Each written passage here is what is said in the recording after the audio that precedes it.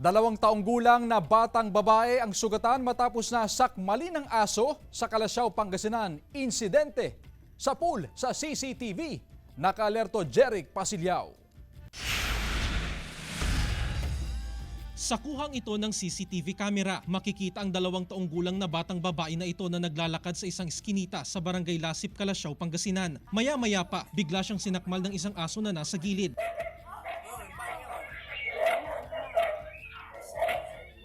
Sinakmal ng aso ang bata hanggang sa matumba.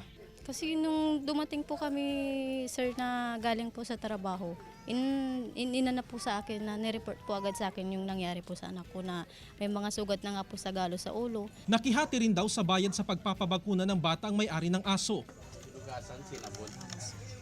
Personal na binisita ng Municipal Health Office ang bahay ng biktima at kinumusta ang lagay nito. Nung nakausap natin yung pamilya, naugasan naman nila kagad na sabon. Yun po yung unang importanteng gawin. Ayon sa MHO, nasa 365 cases ng animal bites ang kanilang naitala sa buong bayan nito lamang buwan ng Oktubre ngayong taon. Sa ngayon, patuloy ang monitoring ng MHO sa mga kumain sa karne ng aso matapos itong katayin pagkatapos ng insidente. Dahil sa nangyari, paiigtingin pa ng pamunuan ng barangay ang pagpapatupad ng Aso Mo Itali Mo Ordinance. Nagpapabili na po ako ng mga kagamitan kung paano paghuli sa aso na gala-gala para wala nang makagat na mga sip na yung mga tao na maglalakad sa kalye, ganun. Paliwanag ng veterinaryo, normal behavior ng mga hayop ang makipaglaro, subalit kailangan bantayan upang hindi makapangagat. Ito yung tinatawag ng provoke and unprovoke.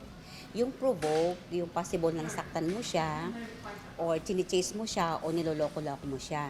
Yun yung nasasaktan sila kaya kumakagat sila. Yung unprovoked naman, yung dumaan ka lang o nakita ka lang, bigla ka niyang sinakmal. Kasama si Daryl Peralta, Jeric Pasilyao, 1 North Central Luzon.